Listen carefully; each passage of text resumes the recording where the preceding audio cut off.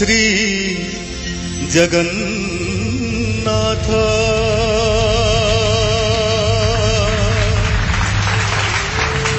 श्री जगन्नाथ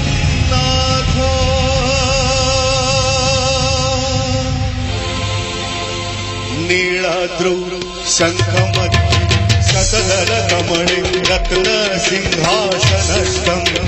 सर्वालंकारयुक्तं नवघन रुचिरं संस्कृतं चाग्रजेन वज्राय